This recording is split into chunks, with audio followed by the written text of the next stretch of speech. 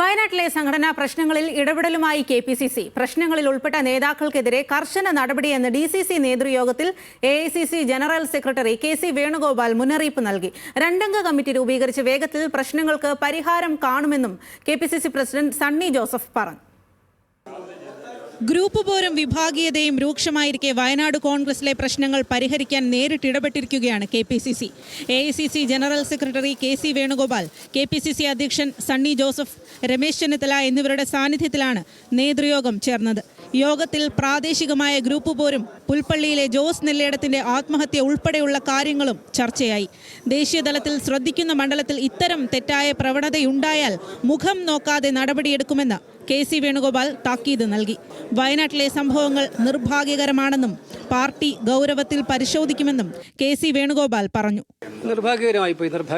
വയനാട്ടിലെ സംഭവങ്ങളിൽ കോൺഗ്രസ് പാർട്ടിക്കകത്ത് ഒന്ന് രണ്ട് സംഭവങ്ങൾ ഞങ്ങളെ വേദനിപ്പിച്ച സംഭവങ്ങളാണ്.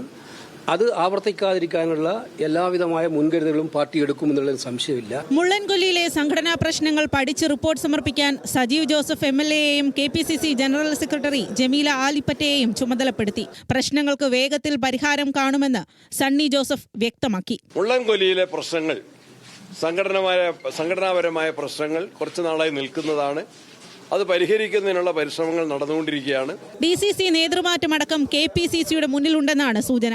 NM വിജയന്റെ കുടുംബത്തിന്റെ ബാധ്യത തീർക്കാൻ ബത്തേരി അർബൻ ബാങ്കുമായി ബന്ധപ്പെട്ട് ശ്രമം തുടരുകയാണെന്ന് സണ്ണി ജോസഫ് പറഞ്ഞു.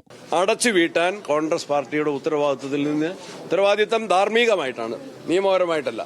അത് ഞങ്ങൾ പറഞ്ഞിട്ടുണ്ടെങ്കിൽ അതനുസരിച്ച് തന്നെ ആ കടബാധ്യത എത്രയും വേഗം അർബൻ ബാങ്കിലെ കടബാധ്യത ഞങ്ങൾ തന്നെ അടച്ചുവിട്ടുന്നതാണ്.